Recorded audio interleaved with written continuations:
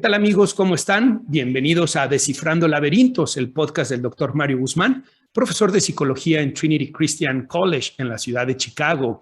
Como ustedes saben, Descifrando Laberintos es un espacio para reflexionar desde la psicología, la filosofía y la religión sobre los temas que nos afectan para que podamos vivir plenamente y enfrentar la adversidad. En cada episodio buscamos descifrar un laberinto relacionado a la salud mental o de desarrollo humano, y además recomiendo un libro o película para que podamos ampliar más el tema. Y hoy no va a ser la excepción. Hoy vamos a tener un tema que me lo han estado solicitando mucho. Me refiero al tema de la depresión. Se titula ¿Qué es la depresión y cómo tratarla? Y al final de este programa también les voy a recomendar un libro que puede ser de mucha ayuda. Este programa me lo han pedido a través de los comentarios en Spotify, de YouTube, de Facebook, de Instagram. Y bueno, me da mucho gusto abordar el tema porque sin duda es uno de los temas más recurrentes y me atrevería a decir más importantes que se abordan desde la salud mental. Así que hoy vamos a tratar de distinguir qué es la depresión, cuál es la diferencia con el estado de ánimo deprimido, con la tristeza y cuál es la forma de abordarla apropiadamente, cuáles son los tratamientos basados en evidencia que pueden ayudarnos a superar un cuadro depresivo. Pero antes de que empecemos con el tema del día de hoy, tengo dos cosas que quiero compartirles. La primera es que los que están viendo este episodio desde el canal de YouTube se podrán dar cuenta de que hoy tengo un escenario diferente. ¿Se fijan qué bonito lugar? Bueno, es que hoy no estoy en Chicago, estoy en la ciudad en donde nací, estoy en Guadalajara, Jalisco, México, y vine aquí a visitar a mis familiares, además a desarrollar algunos proyectos laborales con instituciones educativas, a ver a mis pacientes en persona, y la verdad estoy muy contento de estar aquí. Cada que vengo a Guadalajara la paso muy bien, como muy bien, disfruto de ver a mis seres queridos, pero también termino lleno de actividades y no ha sido la excepción. Tengo 10 días aquí en Guadalajara y con tanto trabajo y tantas actividades familiares y sociales, no había tenido la oportunidad de grabar este episodio, por lo que no lo pude sacar el día de ayer, que era 27 de junio, lunes 27 de junio, y va a salir hasta el 4 de julio. Entonces va a haber una semana en donde no van a tener el episodio, pero bueno, ni modo, ¿no? No hubo de otra opción. Además de todas las actividades, a mi esposa le dio COVID. Entonces he estado haciendo malabares entre el trabajo, cuidar a los hijos, ver a la familia, pero ya está este programa que espero, como les decía, este episodio sacarlo el próximo 4 de julio. Ustedes cuando lo estén escuchando o lo estarán escuchando el 4 de julio o días posteriores a dicha fecha. La otra cosa que les quiero comentar antes de iniciar con el programa es que estuve escuchando los 5 episodios anteriores y hay muchas cosas que me gustaron de esos episodios. Creo que la información que les compartí es información que puede ayudar tanto a especialistas como psicólogos, psiquiatras, como también a pacientes o personas en general que están interesados en temas de salud mental. Pero me di cuenta que al principio de cada programa estaba leyendo los comentarios que me dejan en Spotify y en lugar de brincarme directamente al tema. Y pensé que era conveniente mandar esos comentarios hasta el final del programa. Así que eso es lo que vamos a hacer el día de hoy. Vamos a empezar directamente con el tema de qué es la depresión y cómo tratarla. Después voy a hablarles sobre el libro que les tengo para recomendar, que nos ayude a ampliar un poco más la información sobre este tema. Y después me voy a ir con los comentarios que me están dejando en Spotify. Los comentarios que me dejan en YouTube o en Facebook, Instagram, esos no los leo aquí porque trato de darles respuesta de manera directa, así que por eso solamente estoy leyendo los de Spotify, ¿ok? Muy bien. Y bueno, antes de que empecemos con el tema, recordarles que si a ustedes les está gustando este podcast y quieren apoyar este podcast, hay 2 formas en que pueden hacerlo. Si tú lo estás escuchando en Spotify o Anchor, vas a ver que hay un link en donde tú puedes hacer clic y puedes apoyar económicamente para que pueda seguir produciendo este podcast. Si tú lo estás viendo en YouTube, también puedes hacer clic en un corazoncito que está ahí y con eso tú puedes aportar económicamente si lo deseas. Pero ¿cuál es la otra forma para apoyar este podcast? Bueno, pues eso es dejando tu calificación.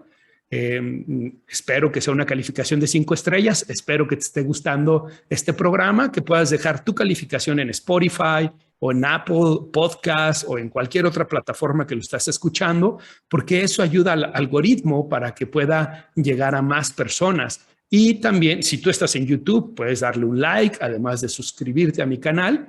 Y por supuesto, compartiendo el programa, el episodio, con tus seres queridos para que más personas puedan escucharlo, o con tus pacientes o con tus colegas para que más personas puedan escucharlo. Y esa sería también una gran forma de apoyar este podcast. ¿Ok? Muy bien. Bueno, pues vámonos entonces a hablar sobre qué es la depresión y cómo tratarla. Lo primero que quiero comentarles es que la depresión es uno de los padecimientos en salud mental más recurrentes que tratamos psicólogos y psiquiatras. Miren ustedes, el 3.8% de la población está afectada por un trastorno depresivo. Sin embargo, en los adultos esa cifra es más alta.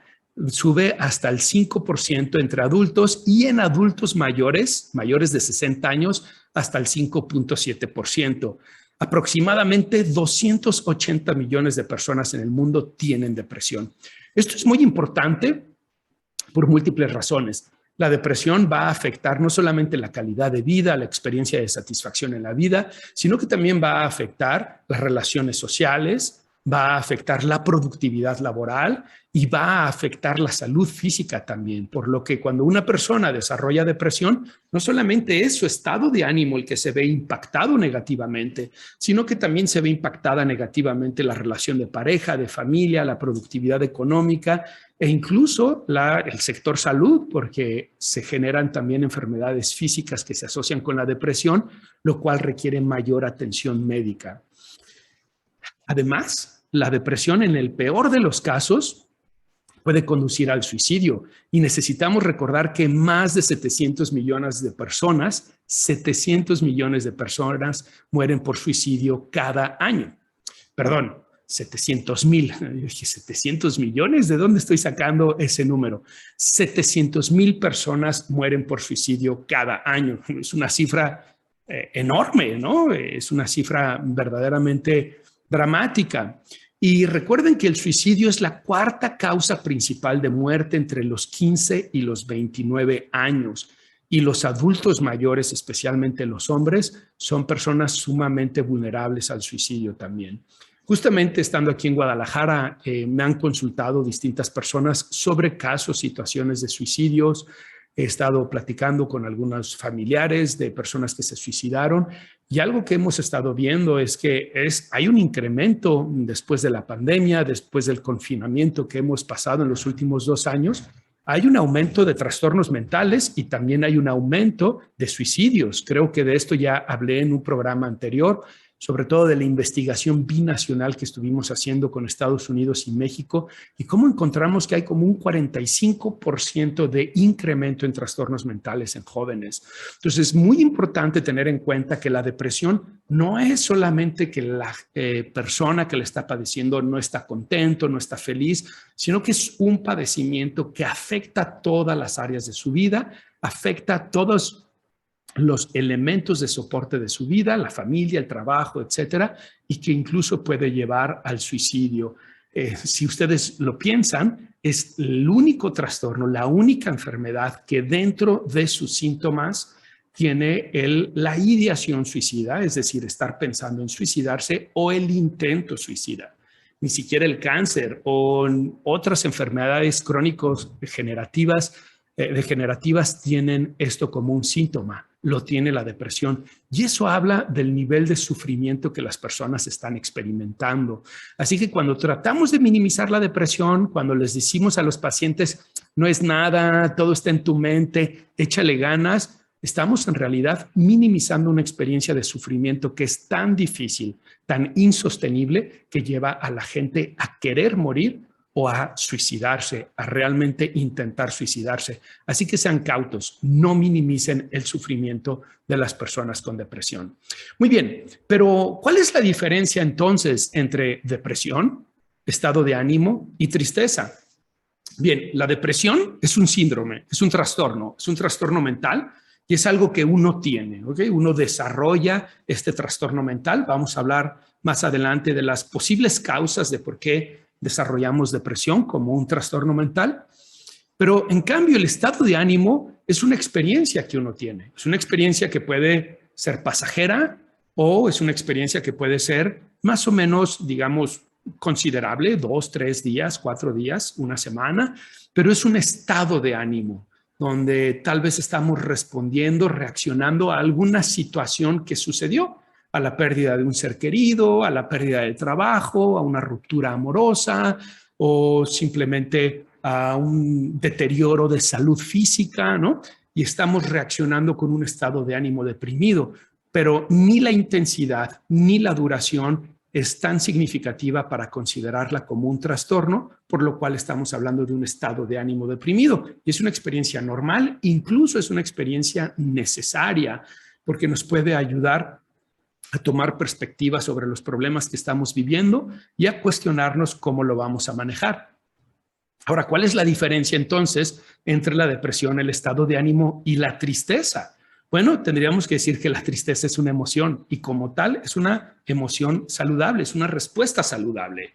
Uno se siente triste ante una pérdida, uno responde con un estado, no solo con un estado de ánimo, como algo que dura durante varios días, sino que uno reacciona con una emoción que puede ser duradera o puede ser pasajera.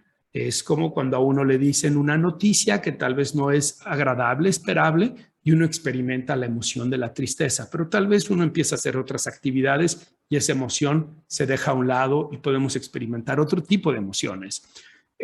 Más adelante, en otro episodio, voy a hablar sobre pensamiento, emoción y conducta y les voy a hablar sobre las teorías de la emoción para que ustedes puedan distinguir los distintos tipos de emociones que hay y puedan ver que las emociones no son ni buenas ni malas.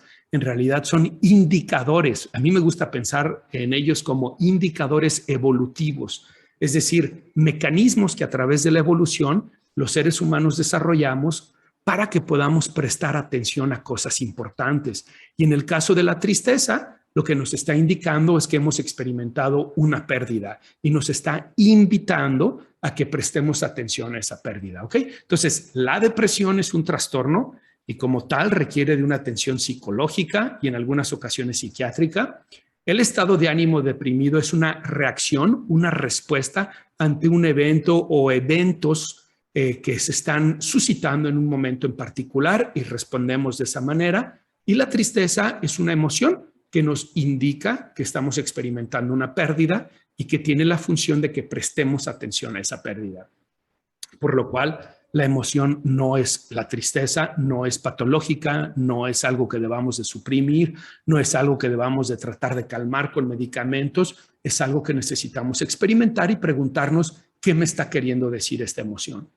Vamos pues a otro tema que tengo antes de explicarles los síntomas de las distintas depresiones que existen. Y justo el otro tema que tengo es eso, es una pregunta. ¿Existen distintos tipos de depresión? La respuesta es sí. Existen 3 depresiones o 3 tipos de depresiones. Una es lo que llamamos trastorno depresivo mayor, que es el cuadro depresivo, digamos, clásico, por decirlo de alguna manera, que tiene una serie de síntomas que vamos a ver en un momento más. La otra es lo que llamamos el trastorno depresivo persistente. En el pasado le llamábamos distimia y este es un trastorno que también es un trastorno depresivo, tiene una serie de síntomas, características que vamos a ver en un momento, pero no tiene la misma severidad que el trastorno depresivo mayor.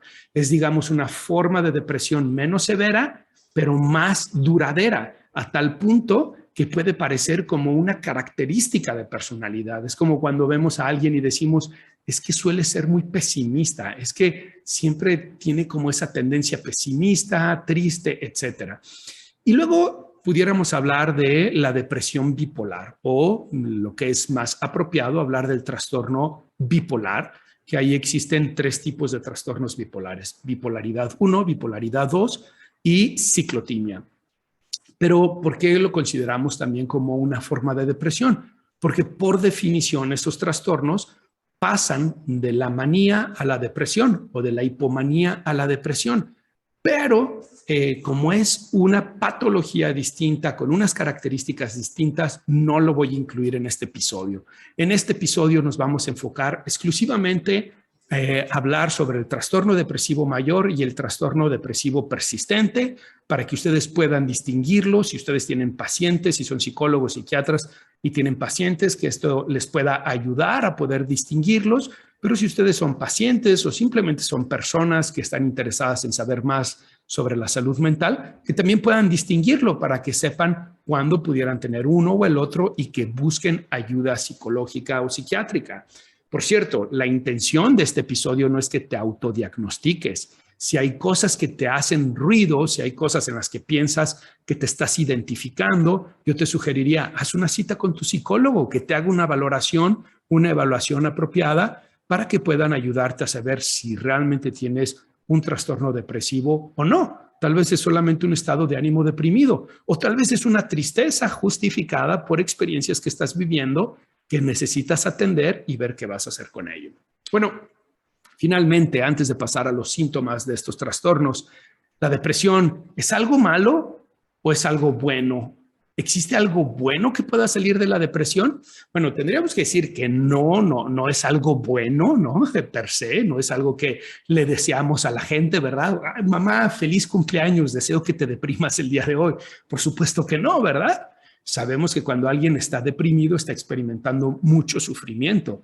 Como les dije hace un momento, no hay ninguna otra enfermedad que dentro de sus síntomas contenga el deseo de quitarse la vida. Y eso nos ayuda a ver el grado de sufrimiento, desesperación, de desesperanza que las personas con depresión experimentan. Entonces, no podemos decir que es algo bueno por sí mismo la depresión, pero ¿algo bueno puede salir de la depresión? Y para contestar esa pregunta traigo una frase de Rainer Maria Rilke, que para quienes no lo conocen, él fue un poeta, un extraordinario poeta, escritor que les recomiendo ampliamente. Y él, en una carta que si mal no recuerdo se le escribió a su sobrino, dice lo siguiente: ¿por qué querrías excluir de tu vida toda inquietud, todo dolor, toda depresión de espíritu, cuando no sabes cuál es el trabajo que estos estados están realizando dentro de ti? Se las repito nuevamente. ¿Por qué querrías excluir de tu vida toda inquietud, todo dolor, toda depresión de espíritu, cuando no sabes cuál es el trabajo que estos estados están realizando dentro de ti? ¿Qué significa esto? ¿Cómo podemos interpretar esta frase de Rilke? Bueno, lo que significa es que los seres humanos experimentamos estos episodios, estos trastornos, por múltiples razones de las cuales vamos a hablar más adelante. Algunas de ellas son genéticas, otras son experienciales, pero estos trastornos también tienen una finalidad. Es como cuando nosotros nos enfermamos, cuando tenemos un virus que está atacando nuestro cuerpo. ¿Qué es lo que hace nuestro cuerpo? Nuestro cuerpo se defiende contra ese virus generando síntomas. Síntomas como el de la temperatura, síntomas como el del moco, ¿verdad? Como de la secreción nasal, porque todos esos síntomas están buscando atacar el virus. Es decir, tienen una finalidad. ¿Qué hay de la depresión? ¿Por qué tenemos depresión? ¿Cuál es la finalidad? Bueno, podemos verlo solo desde la perspectiva patológica, es decir, es un trastorno que tenemos que curar, pero también podemos verlo desde un sentido teleológico, es decir, desde una perspectiva hacia el futuro. ¿Qué puedo aprender de esta experiencia? ¿Qué me está queriendo decir mi mente con esta situación? ¿Por qué estoy teniendo este ensimismamiento? Porque si ustedes han experimentado depresión, saben que es una tendencia a verse a uno mismo. Es como si la mente nos estuviera diciendo, necesitas voltear a ver a tu interior. Necesitas resolver las situaciones que están en tu interior porque te están afectando. La depresión, como otros trastornos mentales, pueden ser una fuente de crecimiento. Puede ser una fuente de oportunidad para aprender más de uno mismo, para aprender de nuestro sentido y propósito en la vida, para poder distinguir qué estoy haciendo que me funciona y no me funciona en la vida, y cuál es realmente el propósito y el sentido que tengo en esta vida. Como ustedes saben, yo soy un terapeuta cognitivo-conductual. Me gusta mucho la terapia de esquemas, pero también tengo un gran respeto por la psicología existencial. Me gusta mucho el pensamiento de Viktor Frankl Me gusta mucho también el pensamiento de Carl Gustav Jung y su psicología analítica. Y estas dos corrientes de pensamiento nos hablan de que los padecimientos mentales tienen un propósito. En la psicología existencial, el propósito es el que cuestiones tu existencia, el que cuestiones por qué estoy deprimido, qué está pasando con mi vida que no estoy encontrando la satisfacción del sentido y el propósito de la misma. ¿Cuáles son los cambios que tengo que hacer para que entonces mi vida sea estimulante porque he encontrado un sentido y propósito? Y desde la psicología analítica de Carl Gustav Jung, la idea de los trastornos mentales tiene que ver con cómo nuestra propia mente está de alguna manera reclamando ser atendida, reclamando que nosotros le demos un tiempo, una oportunidad de entender qué está sucediendo. Y si ustedes se ponen a pensar en la vida moderna, contemporánea o postmoderna, debería decir, vivimos totalmente apresurados, vivimos en un frenesí. Muchas veces no tenemos tiempo para escucharnos a nosotros mismos. La depresión entonces puede ser una invitación a eso, a hacer una pausa en tu vida, a detenerte y a preguntarte, ¿qué está pasando? ¿Será que no tengo un propósito y sentido claro en la vida? ¿Será que no estoy teniendo momentos de silencio, tiempo para mí, para escuchar a mi interior? ¿Cómo puedo hacer frente a esto? ¿Cómo puedo aprender de esto? ¿Cómo puedo crecer de esto?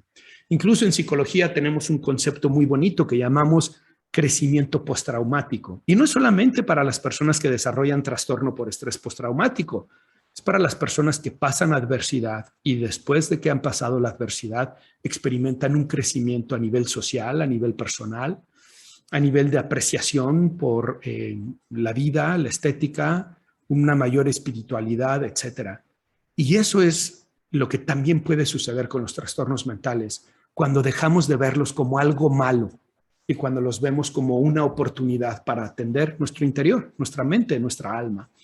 Muy bien, vámonos pues a hablar sobre los criterios diagnósticos del trastorno depresivo mayor según el DSM-5. Para los que no están acostumbrados a estos conceptos, el DSM-5 es el Manual Diagnóstico Estadístico de los Trastornos Mentales de la Asociación Psiquiátrica Americana en su edición número 5. Y es el manual que utilizamos psiquiatras, psicólogos y otros especialistas de la salud para diagnosticar a nuestros pacientes. Algunos le llaman la Biblia de los psiquiatras, la Biblia de los psicólogos. Yo no le doy ese término porque hay muchas áreas que son criticables de este manual, pero también es cierto que hay muchas cosas que son rescatables de este manual. Y una de ellas es que nos ha dado un lenguaje común para que sepamos de qué estamos hablando. Y vamos a tratar de entender qué nos dice acerca de la depresión, del trastorno depresivo mayor, porque ¿se acuerdan? Dijimos que vamos a hablar de dos tipos de depresiones, el trastorno depresivo mayor y el trastorno depresivo persistente. Así que empecemos con el trastorno depresivo mayor. Y nos dice, 5 o más de los siguientes síntomas han estado presentes durante el mismo periodo de 2 semanas, que representan un cambio respecto a la anterior. Por lo menos uno de los síntomas debe ser estado de ánimo depresivo o pérdida de interés o placer. Ok, ¿qué nos está diciendo aquí?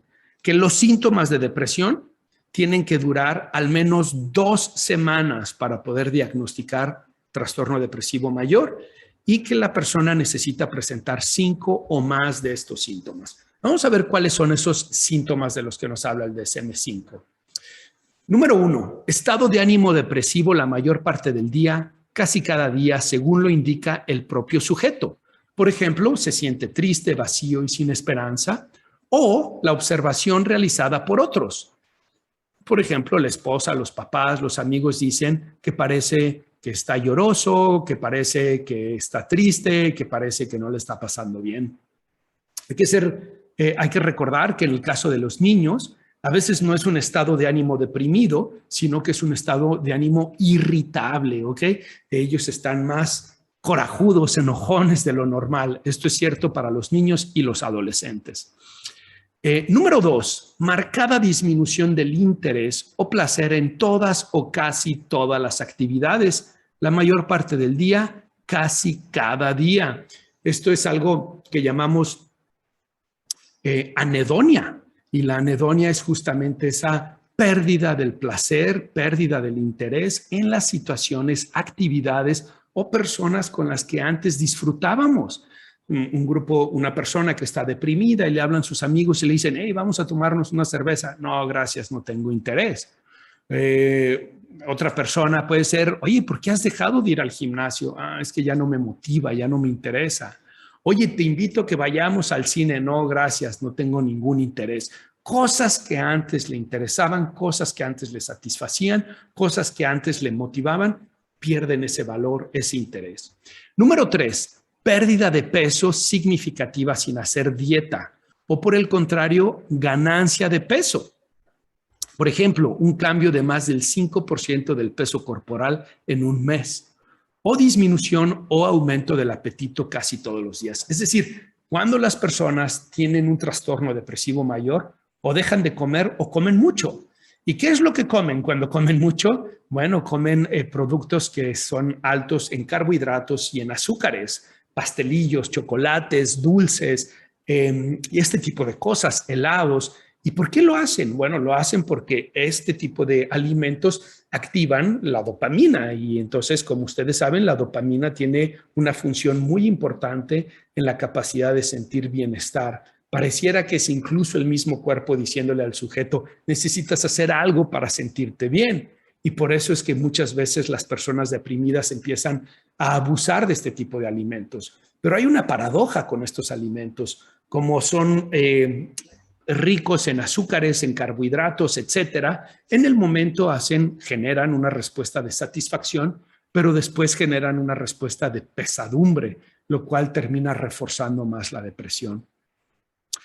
Muchos otros pacientes es lo contrario, dejan de alimentarse, empiezan a perder peso y si se fijan es como una forma de autodestructiva, ¿no? Es una forma de dejarse morir. Mucho de lo que hacen los pacientes depresivos son conductas autodestructivas, conductas de abandono de sí mismos. Número 4, insomnio o hipersomnia casi todos los días. Es parecido, ¿no? Por un lado, o no duermen o tienen dificultades para dormir o duermen muy poco, o por el otro lado, duermen mucho y eso también es algo negativo.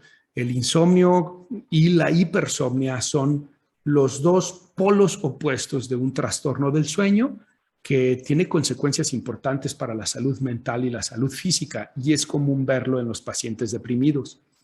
Agitación o enlentecimiento psicomotores casi cada día, observable por los demás. No meras sensaciones de inquietud o de estar enlentecido, discúlpenme. Bueno, esta agitación o enlentecimiento nuevamente son polos opuestos. Por un lado están muy agitados o por otro lado es como si tuvieran muy poca batería, muy poca pila y entonces están enlentecidos. Y es fácil de verlos, la gente lo ve, ellos lo ven, ya sea la agitación o el enlentecimiento. Fatiga o pérdida de energía casi todos los días. Es muy común escuchar a los pacientes decir ese tipo de cosas. No tengo ganas de nada, no tengo energía de nada, salgo a caminar y me canso, voy a trabajar y me canso. Sentimientos de inutilidad, de culpa excesiva o inapropiada, que puede ser incluso delirante casi cada día. No solo remordimiento o culpa por algo en particular o por estar enfermo, sino que se culpan a ellos mismos de manera excesiva o desarrollan estos sentimientos de inutilidad. Por otro lado, hay una disminución de la capacidad para pensar, para concentrarse, para tomar decisiones casi cada día. Y hay pensamientos recurrentes de muerte, ideación suicida recurrente, a veces sin un plan específico, pero otras veces con un plan específico para suicidarse. Y esto es muy importante porque recuerden lo que decíamos, 700,000 personas se suicidan al año alrededor del mundo. Y cuando empiezan a hablar los pacientes deprimidos acerca de la muerte, de suicidarse, los psicólogos psiquiatras necesitan hacerle la siguiente pregunta. ¿Esto es algo que pasa pasajeramente o esto es algo que piensas recurrentemente? Si dicen, lo pienso recurrentemente, hay que preguntarles, y cuando lo piensas, ¿qué es lo que piensas? ¿Pudieras decirme más acerca de eso? ¿Es solamente como un desearía estar muerto? ¿O es un me voy a matar? ¿O es un tengo un plan de cómo matarme? Y estas preguntas las hacemos porque los pacientes deprimidos pueden pasar del simple deseo de querer morirse, la vida es muy difícil, no tiene ningún sentido de que esté vivo, a el tener un plan de cómo hacerlo. Y una vez que tienen un plan de cómo hacerlo, pues esa es una bandera roja en la que necesitamos actuar, porque nuestra, digamos, principal objetivo en ese momento tiene que ser salvar la integridad del paciente. Una vez que ya tienen un plan, que ya han pensado cómo matarse, y si lo están pensando recurrentemente, el riesgo de suicidio es muy alto. Y ahí el psicólogo o el psiquiatra necesita hablar con los familiares, necesita desarrollar estrategias de contención y seguridad para el paciente, o incluso en algunas ocasiones de internamiento para que esa persona no vaya a atentar contra su vida. Muy bien, estos síntomas que les acabo de hablar, nos dice el DSM-5, provocan malestar clínicamente significativo o deterioro en las áreas sociales, ocupacionales u otras áreas importantes. Y esto no es resultado de efectos fisiológicos de una sustancia o una enfermedad médica. Esto es importante a tener en cuenta porque cuando las personas están abusando de sustancias, como por ejemplo es el caso del alcohol, el alcohol es un depresor del sistema nervioso, y lo que sucede cuando están abusando del alcohol es que cuando están intoxicados se sienten bien, pero una vez que pasa la intoxicación y que están en el síndrome de abstinencia, es común que experimenten episodios depresivos, incluso intensos. Lo mismo para personas que tienen enfermedades metabólicas o crónico-degenerativas, como puede ser el diabetes, el cáncer, etcétera. Son enfermedades en donde hay estados de ánimos depresivos importantes. Por lo que para que nosotros diagnostiquemos a alguien con trastorno depresivo mayor, necesitamos ver que o bien están presentes los síntomas depresivos antes que la presencia del cáncer o la diabetes o de la intoxicación, o bien están presentes al mismo tiempo, pero se pueden distinguir claramente de cuando la persona no está intoxicada y los síntomas continúan, ¿ok? Muy bien, habiendo dicho esto, podemos entonces entender que el trastorno depresivo mayor es un trastorno mental, es una enfermedad mental que tiene consecuencias muy importantes a nivel de trabajo, a nivel social, a nivel de las actividades, a nivel del funcionamiento, a nivel de la satisfacción, y que esto tiene una implicación tan importante en el paciente que genera una situación de desesperanza, de sufrimiento, hasta el punto que desean morirse o intentan morirse. Por lo tanto, la depresión no es algo pasajero, es un trastorno y requiere una atención psicológica y en algunos casos psiquiátrica. Más adelante les voy a hablar para que distingamos cuándo es la una o la otra. Vámonos ahora al otro trastorno que vamos a hablar el día de hoy, que es el trastorno depresivo persistente, lo que antes conocíamos como distimia. Y la forma en cómo podemos ver este trastorno es que es una forma light, digamos, es como una forma menos intensa del trastorno depresivo mayor, pero más duradera, lo cual termina también afectando todas las áreas de la vida del paciente, pero no con la misma intensidad, pero sí con mayor frecuencia. El primer criterio nos dice que es un estado de ánimo deprimido durante la mayor parte del día, presente más días que los que está ausente, según se desprende de la información subjetiva o de la observación por otras personas durante un mínimo de 2 años. O sea, ¿qué quiere decir esto? La persona se siente deprimida la mayor parte del tiempo, mas no todos los días. Tal vez es un 60, 70%, pero no un 100% o 90%. Y esto es algo constante en esta persona. Es por lo menos 2 años. ¿Se acuerdan que en el trastorno depresivo mayor era por lo menos 2 semanas? Bueno, aquí estamos hablando de por lo menos 2 años. El siguiente criterio es que existe la presencia durante la depresión o del estado de ánimo deprimido de la persona de 2 o más de los siguientes síntomas. ¿Se acuerdan? En el trastorno depresivo mayor dijimos que eran 5 síntomas o más. Aquí decimos que son 2 síntomas o más. ¿Se fijan cómo hay un tema de grado, de severidad, que es menos grave, menos severo que el trastorno depresivo mayor? Pero es más crónico, porque al menos son 2 años y en el caso del trastorno depresivo mayor, al menos 2 semanas. Bueno, ¿cuáles son esos síntomas? Poco apetito o sobrealimentación, insomnio o hipersomnia, poca energía o fatiga, baja autoestima, falta de concentración o dificultad para tomar decisiones y sentimientos de desesperanza. Son semejantes al trastorno depresivo mayor, ¿verdad? Pero no son iguales. Aquí, por ejemplo, no está el tema de la ideación suicida.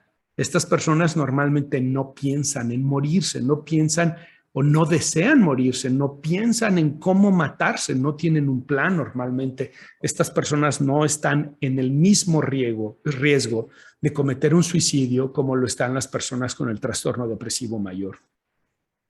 Es importante tener en cuenta que durante el periodo de los 2 años de la alteración, el individuo nunca ha estado sin los síntomas depresivos que estamos hablando. Es decir, durante esos 2 años, la persona se ha sentido deprimida, no con la severidad que decíamos del trastorno depresivo mayor, pero se ha sentido deprimida. Ojo, en el caso de los niños y los adolescentes es al menos 1 año, ¿ok? Muy bien, habiendo visto la diferencia entre el trastorno depresivo mayor y el trastorno depresivo persistente, tendríamos que preguntarnos, ¿por qué nos da depresión? ¿Por qué la gente se deprime? ¿Por qué es que las personas desarrollan este trastorno depresivo? Bueno, existen 6 explicaciones o 6 variables que de alguna manera están interactuando o se correlacionan con el desarrollo de la depresión. La primera es el temperamento. Para los que no tengan mucha claridad de qué es el temperamento, pudiéramos decir que es una predisposición genética para reaccionar, para actuar, para sentir de una manera en particular. Existe una teoría que es la teoría del The Big Five Personality Theory.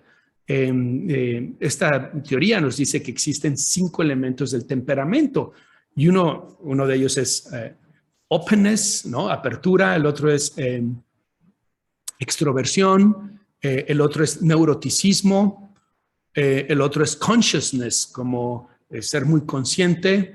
Estoy pensando en el acrónimo OCEAN, así se los enseño a mis alumnos. Openness, consciousness, extroversion, agreeableness, que sería como alguien que tiene una tendencia a estar de acuerdo con los demás, a agradar a los demás, a tratar de complacer a los demás, y neuroticismo.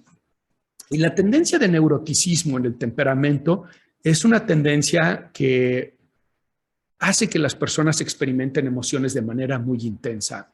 En el caso de las personas con depresión, suelen puntuar alto en neuroticismo. Son personas, no quiero decir que sean personas neuróticas como anteriormente se les conocía en psicología y sobre todo en la psicología popular, sino en esta tendencia, en esta disposición del temperamento a experimentar las emociones, sobre todo las emociones negativas, como es la tristeza, el miedo, la ansiedad, el enojo, de manera muy intensa.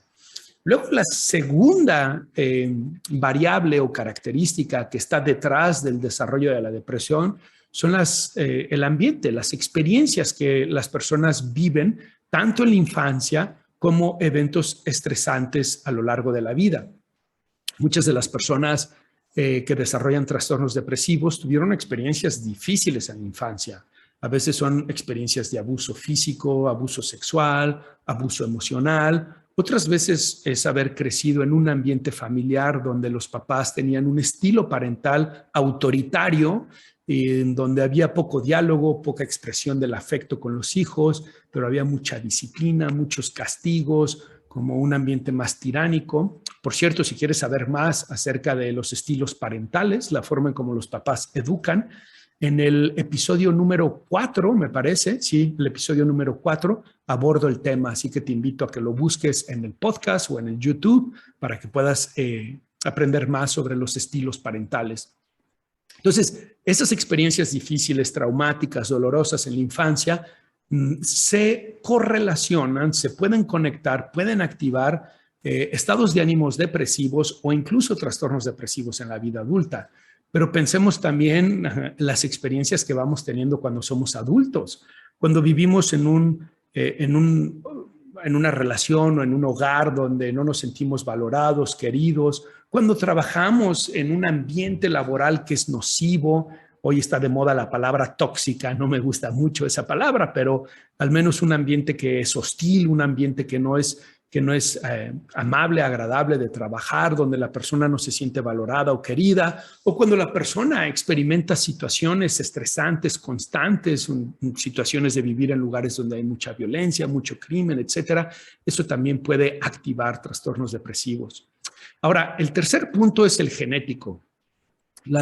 Se ha visto a través de la investigación que hay de 2 a 4 veces más probabilidades de desarrollar depresión si se cuenta con un familiar de primer grado que padeció de depresión. Es decir, si tu papá o tu mamá o si tu hermano o tu hermana desarrollaron cuadros depresivos, tú tienes de 2 a 4 veces más probabilidades de desarrollar también una depresión. Se calcula que la depresión tiene una heredabilidad del 40%. Es decir, es uno de los trastornos que sabemos que hay un componente genético, hereditario, claro, que juega un papel en la activación y el mantenimiento del trastorno depresivo. No que causa, porque fíjense lo que estamos diciendo, tiene una heredabilidad de 40%.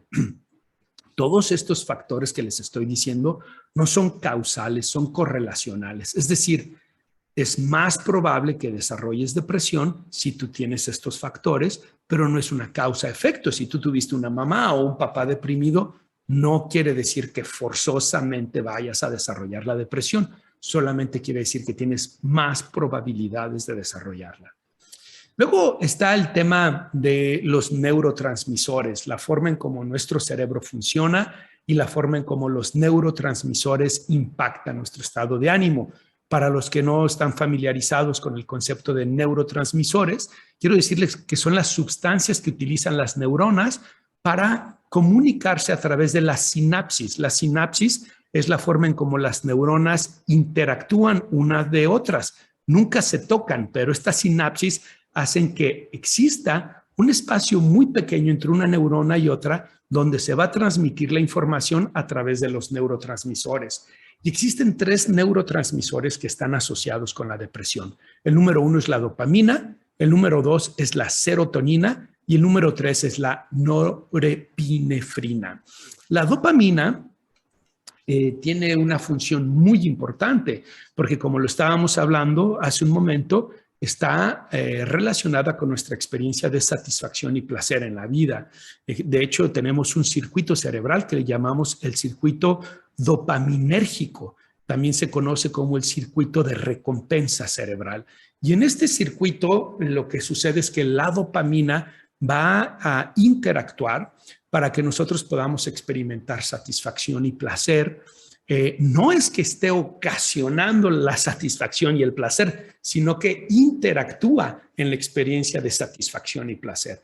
Y lo que se ha visto es que las personas que tienen depresión tienen niveles que no son apropiados tanto de dopamina como de serotonina como de norepinefrina. Pero durante mucho tiempo se creía que era simplemente un déficit y que lo que teníamos que hacer era dar medicamentos que activaran para que tuvieran entonces los niveles apropiados. Hoy sabemos que es más complejo que eso, es una interacción más compleja. A veces son déficits, a veces son excesos de esta forma en que se manifiestan y se activan estos neurotransmisores. Y hay algo además que es muy importante. Nuestro cerebro utiliza estas sustancias que además funcionan también como hormonas, pero las utiliza para transmitir esa información entre una neurona y otra neurona. ¿Pero de dónde viene? ¿De dónde se desarrollan? Especialmente la dopamina. Hoy tenemos información muy interesante. En gran medida, la dopamina, un porcentaje importante de la dopamina, se genera en los intestinos. La flora intestinal tiene una función muy importante en el desarrollo, en la promoción de la dopamina en nosotros. A tal punto que hoy las personas hablan, los autores en psicología, en psiquiatría, hablan del segundo cerebro, así le hablan al intestino, Y tal vez ustedes se habrán dado cuenta cuando están deprimidos, enojados o asustados, tenemos respuestas viscerales, ¿no? Dice la gente. Fíjense cómo incluso desde esta sabiduría popular vamos identificando que nuestro intestino, nuestras vísceras, tienen una conexión con nuestras respuestas emocionales. Por eso algo que es muy importante cuando trabajamos con personas que tienen depresión es ayudarles a regular su dieta. A tal punto que hoy hay investigadores serios, en laboratorios serios, en universidades serias, probando distintos probióticos como alternativa al tratamiento depresivo de los medicamentos psiquiátricos, porque los probióticos no tienen efectos secundarios como si los tienen los medicamentos psiquiátricos. Todavía faltan muchos años para que veamos estos probióticos en el mercado de manera clara, identificando cuáles sirven y cuáles no para la depresión, pero es un área de investigación muy interesante. También el número 5 de las razones por las cuales desarrollamos depresión es la comorbilidad con otros problemas de salud física y salud mental. Las personas que abusan de sustancia, las personas que tienen el trastorno límite de la personalidad, las personas que tienen enfermedades médicas crónicas degenerativas e incapacitantes como el cáncer, la diabetes, la demencia, el SIDA o problemas de inflamación, son personas que tienen más riesgo de desarrollar depresión. Y finalmente, el punto número 6 es algo que en psicología llamamos triada cognitiva. Este es un concepto que desarrolló el doctor Aaron Beck. Para los que son psicólogos o psiquiatras, ustedes saben que Aaron Beck es una personalidad, una de las personas más importantes de la psicología en el siglo XX, de la psicología y de la psiquiatría del siglo XX. Pero para los que no son profesionales de la salud mental, les comparto que Aaron Beck es el fundador de la terapia cognitivo-conductual y él empezó su trabajo con pacientes depresivos y encontró que tienen lo que él llama triada cognitiva. Estas son formas de pensar sobre ellos mismos, sobre los demás y sobre el mundo. Y les quiero decir cómo piensan los depresivos a través de esta triada cognitiva. Sobre ellos mismos suelen pensar como soy incompetente, no sirvo para nada, todo lo hago mal, yo no soy alguien capaz o competente. Sobre los demás, no les importa, la gente no se preocupa por mí, la gente es egoísta. Y sobre el mundo, como es un lugar difícil de vivir, las cosas siempre, hay más cosas malas que cosas buenas, este mundo es como una selva, ¿no? Entonces pónganse a pensar, si ustedes estuvieran pensando así de ustedes mismos, de los demás y del mundo, ¿cómo se sentirían? ¿Se sentirían felices? Por supuesto que no. La respuesta natural a un pensamiento de esa naturaleza es sentirse deprimidos. Claro, esta triada cognitiva tampoco es una causa, pero estos 6 temas que les dije, el temperamento, las experiencias en la infancia y las experiencias estresantes en la vida adulta, el elemento genético, los neurotransmisores, la comorbilidad con otros problemas médicos y la triada cognitiva, esos 6 factores están correlacionados, incrementan la probabilidad de desarrollar depresión en nuestros pacientes. Ok, les he dado mucha información. Espero que no se estén cansando. Yo estoy un poco cansado, pero no es por este podcast, que me encanta hacer el podcast, sino porque ha sido una jornada el día de hoy muy intensa. Así que vamos acercándonos al final de este episodio y vamos a hablar sobre cómo se trata la depresión, cuál es el libro que les quiero recomendar y después voy a leer los comentarios de Spotify, ¿ok? Bien, sobre cómo tratar la depresión. Hay 3 elementos que son cruciales en el tratamiento de la depresión. Por un lado es la psicoterapia, por otro lado son los medicamentos y por otro lado es el estilo de vida. Sin embargo, no todos los pacientes van a requerir de medicamentos. Todos los pacientes con un trastorno depresivo mayor o trastorno depresivo persistente van a requerir de psicoterapia y van a requerir de modificaciones en su estilo de vida. Pero solo los pacientes graves, los pacientes que están en peligro o los pacientes que no han tenido buen resultado en la terapia van a necesitar de medicamentos. Así que sean muy cuidadosos porque si tú estás deprimido y tu primera opción de tratamiento es el medicamento, ¿qué crees? Puede ser que te sientas mejor, pero estás incrementando la probabilidad de recaídas. Además de que los medicamentos tienen efectos secundarios y además de que esos medicamentos deberían de ser tomados por periodos de tiempo limitados, entre 6 meses y 1 año.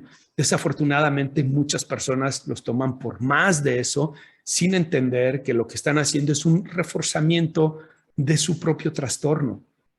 Por eso es tan importante la psicoterapia. A través de la investigación hemos identificado que las personas que trabajan con psicoterapia en depresiones leves y moderadas tienen menos probabilidades de recaídas que los que lo tratan con medicamentos, aprenden habilidades que les ayudan a superar la depresión y no solo la depresión, también para manejar otras áreas de sus vidas y finalmente son personas que sostienen los beneficios a mayor tiempo. Bueno, pero ¿qué pasa con las personas que tienen un trastorno depresivo grave, Mario? Bueno, entonces con esas personas sí es necesario el medicamento, al mismo tiempo que la psicoterapia. No puede ser medicamento solo. Si tú tratas tu depresión solo con medicamentos, no es la manera apropiada. Si tú tienes un trastorno depresivo mayor severo, vas a necesitar el medicamento y al mismo tiempo la psicoterapia. El medicamento va a ayudar a contener tus síntomas, mientras la psicoterapia está orientada a que tú desarrolles habilidades y estrategias para que enfrentes los problemas que están asociados con tu depresión, ¿ok?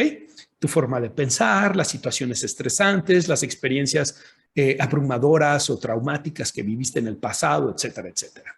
Muy bien. ¿Qué tipo de terapia, Mario? Bueno, pues existen 2 terapias, 2 psicoterapias que cuentan con evidencia científica que las respaldan. La primera es la terapia cognitivo-conductual, justo la de Aaron Beck que les hablaba hace un momento. Él la desarrolló en la década de los 50, 60 y hasta la fecha es una de las terapias más efectivas que tenemos. Los pacientes que tienen un trastorno depresivo pueden experimentar beneficios en un lapso de tiempo tan breve como 12 sesiones. Tenemos protocolos de terapia que van de 12 a 14 a 16 sesiones que han mostrado ser altamente efectivos en las personas deprimidas. Entonces, esa es una forma de terapia donde vas a trabajar con tus cogniciones, es decir, tu pensamiento, la triada cognitiva que les decía, con tus conductas y tus emociones y con tu estilo de vida.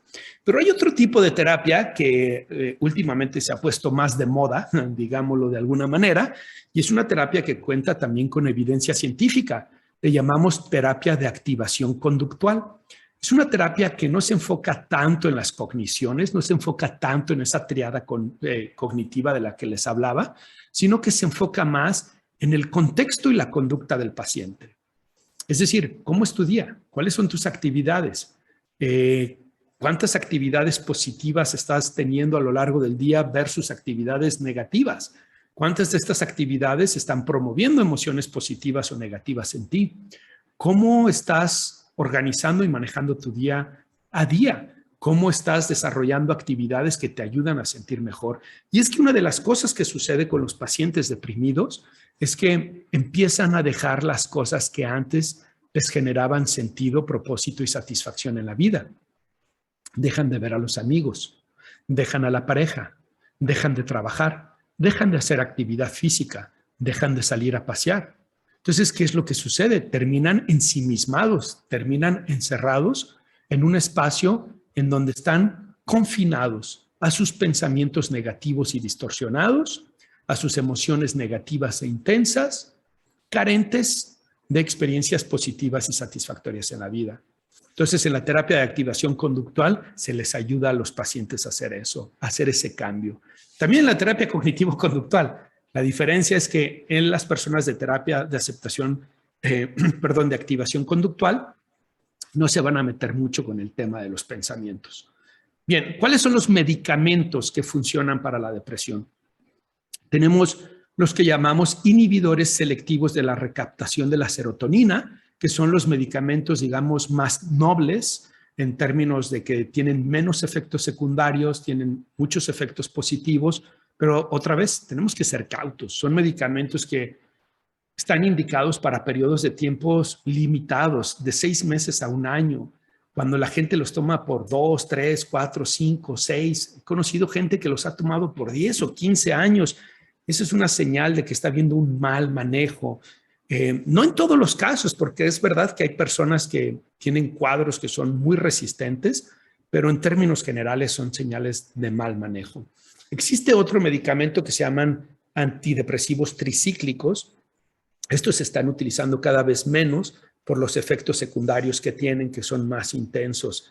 Entre algunos de esos efectos secundarios es la ganancia de peso y la pérdida del líbido. Entonces algunos pacientes me dicen, pues antes estaba deprimido, pero ahora estoy gordo y no me interesa el sexo. ¿Qué caso tiene, no?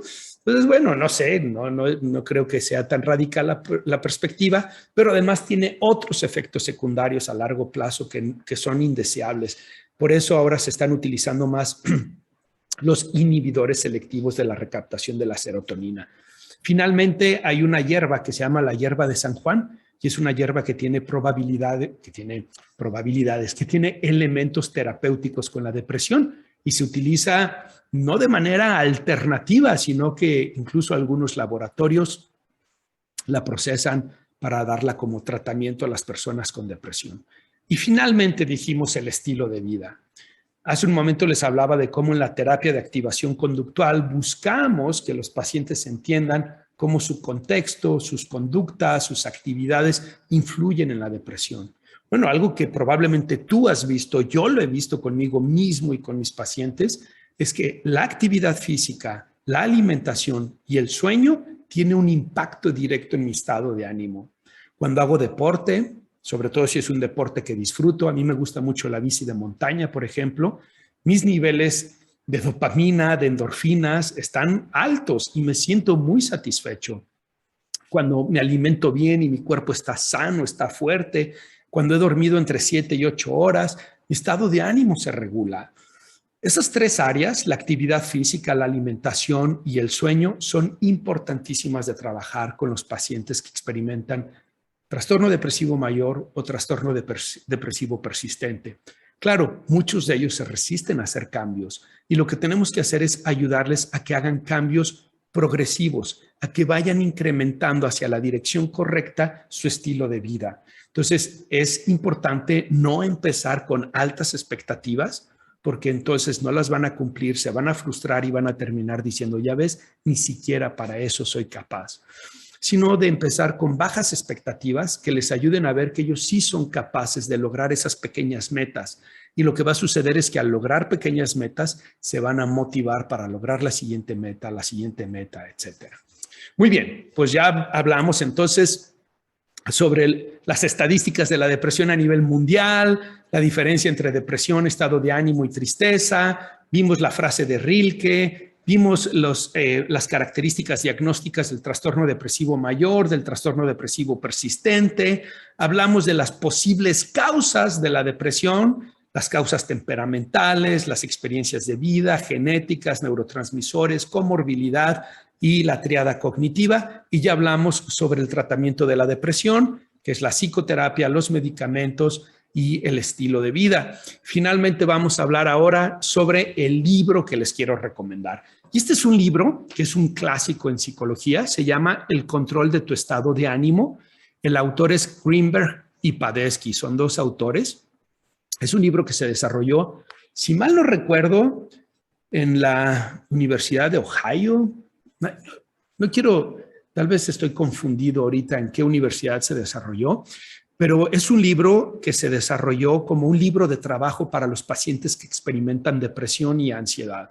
Y es un libro donde se les enseñan elementos básicos y estrategias básicas de la terapia cognitivo-conductual para la depresión y para la ansiedad, donde los pacientes no solamente lo leen, sino que trabajan en este libro y aprenden a identificar la relación entre sus pensamientos, sus emociones y sus conductas, y cómo cambiando los pensamientos o cambiando las emociones o cambiando las conductas cambian esa dinámica. Se los recomiendo ampliamente. El control de tu estado de ánimo, de Greenberg y Padesky. Es un libro basado en evidencia científica, les va a gustar. También hay otro libro, este es todavía más clásico, que en inglés se llamaba Feeling Good, ¿no? Sentirse bien. Y el doctor era el doctor Burns. Este es un libro clásico que salió en los 80s, David Burns, ¿ok? Es el autor, B-U-R-N-S, David Burns. Sentirse bien o feeling good en inglés. Acaba de sacar una nueva versión, me parece que se llama Feeling Great, ahora como sentirse extraordinariamente, pero este Feeling Good fue el primer libro de autoayuda basado en evidencia científica para los pacientes con depresión. Y incluso ese libro se sometió a investigación científica como si fuera un tratamiento para la depresión con altos números de éxito en los pacientes deprimidos. Entonces ahí lo tienen, El control de tu estado de ánimo de Greenberg y Padesky y Feeling Good o sentirse bien de David Burns. Esas son las recomendaciones que les tengo. Vámonos pues a la última sección antes de despedirme y son los comentarios. A Janet Pellegrini, que no se pierde ni uno de los programas y me da muchísimo gusto. Ella es una de las personas que me mandó un mensaje diciéndome, hey Mario, ¿qué pasó? ¿Por qué no publicaste el episodio número 6? Así que te mando un fuerte saludo, Janet. Aquí tienes el episodio número 6, un poco tarde, pero espero que te haya gustado. Y ella nos dice del programa anterior, que era sobre el Día del Padre, ¿se acuerdan? Es el episodio número 5, donde hablamos sobre el amor y la fortaleza del padre. Si no lo escuchaste, te invito a que lo escuches o que lo veas en YouTube, porque es un tema importantísimo para nuestra sociedad, para esta época que estamos viviendo, el que los papás se fortalezcan. Ella nos dice, qué importante el tema que trataste el día de hoy, muy ad hoc al Día del Padre. Ojalá muchas personas entendieran la importancia que tiene el papá en la vida de los hijos. Gracias. Pues gracias a ti, Janet, por escucharlo, por compartirlo con tus conocidos. Y efectivamente, papá es una pieza fundamental en la familia y en el desarrollo de los hijos.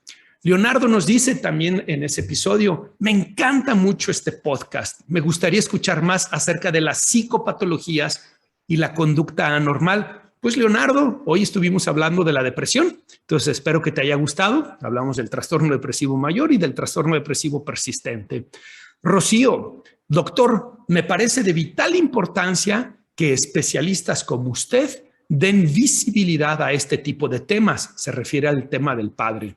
En lo particular, no estoy de acuerdo con el feminismo actual, donde invisibilizan al hombre. Pues muchas gracias, Rocío. Me da mucho gusto que te haya gustado el tema y coincido contigo. Necesitamos invitar a los psicólogos a reflexionar más sobre la importancia del padre en el desarrollo de los hijos y cómo podemos fortalecer al hombre y al padre en nuestra sociedad de una manera sana y positiva, porque al final 50% de la población somos hombres y si los hombres no estamos bien, la sociedad no va a estar bien. Y eso no va en contra de reconocer y trabajar también por la salud mental de las mujeres. Entonces, una cosa no está peleada con la otra. Muy bien, pues me despido el día de hoy. Les recuerdo, si les está gustando este podcast y ustedes quieren apoyarlo, hay dos formas. Una es que en Spotify y en Anchor, ahí tienen un link donde pueden apoyar económicamente. Lo mismo en YouTube, ahí hay un simbolito del corazón donde ustedes pueden apoyarlo. Y la otra forma es dándole una calificación de 5 estrellas en Spotify, Apple Podcasts, Amazon Music, etcétera, compartiendo los episodios con sus conocidos y si lo estás viendo en YouTube, suscribiéndote, dándole like, dejando tus comentarios y compartiéndolo también. Me dio mucho gusto estar aquí con todos ustedes, les mando un fuerte abrazo y nos vemos en el próximo episodio de Descifrando Laberintos.